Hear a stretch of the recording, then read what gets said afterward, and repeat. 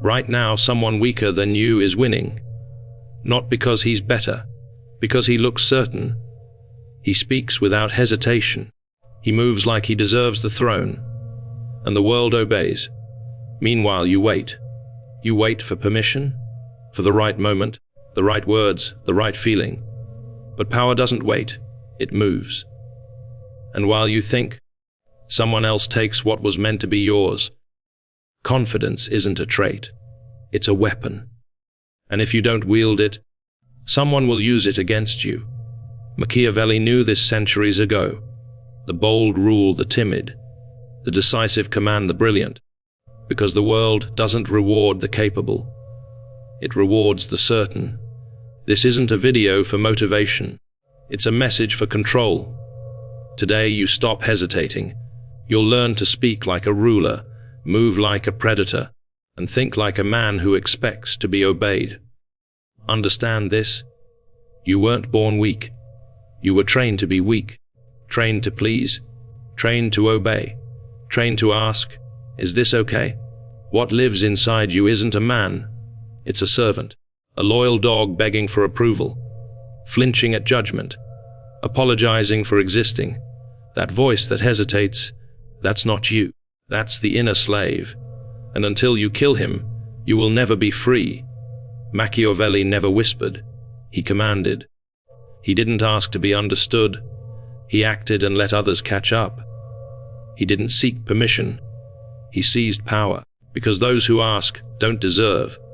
Your transformation begins with inversion. When you want to shrink, expand.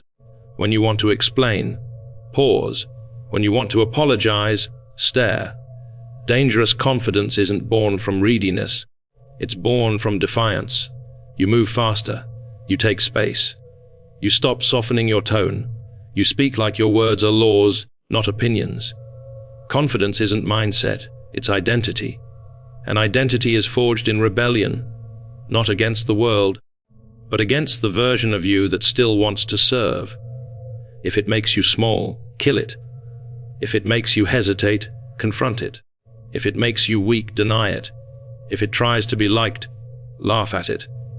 The world tells you to be nice, polite, kind. But here's the Machiavellian truth: nice men are used. Polite men are ignored. Kind men are tools.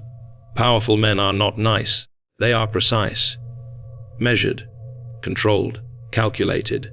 And it starts by slaughtering that little voice that still begs to be accepted. You don't need validation. You don't need permission. You need one thing: the willingness to be feared, not by others, by your former self. Because when you kill the servant, the ruler awakens. Power doesn't announce itself. It arrives with silence, with presence. You don't dominate a room by noise, but by gravity. You walk in, and the atmosphere shifts. Not because you demand it, but because you embody it. The kings of the past understood this. The true power in royal courts wasn't the one speaking. It was the one everyone waited to hear. Silence is control. The loud man reveals himself. The quiet man terrifies.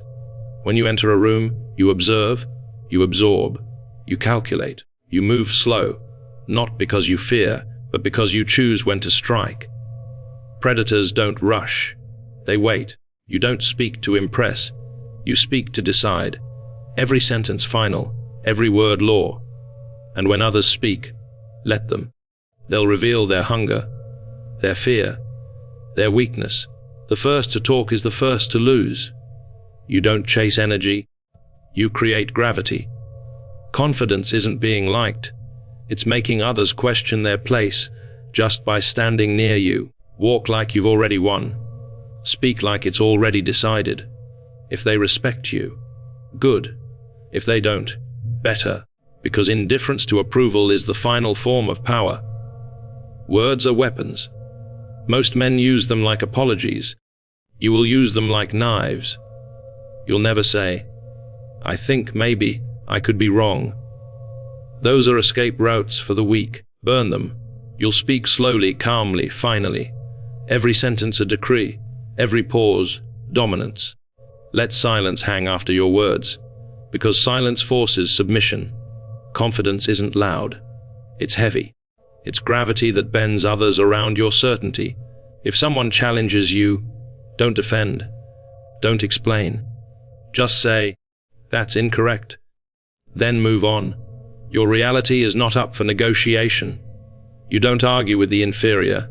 You decide, and when you master your speech, your tone, your stillness, you master the room. But real power begins deeper, where no one can see, inside your mind.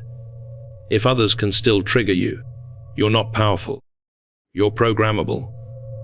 Machiavelli feared dependency, not enemies, because once they know what moves you, they control you, and a controlled man can be discarded. So you must become psychologically unreachable. You feel everything, but act on nothing unless it serves your goal. They insult you. You observe. They praise you. You analyze. They ignore you. You become colder.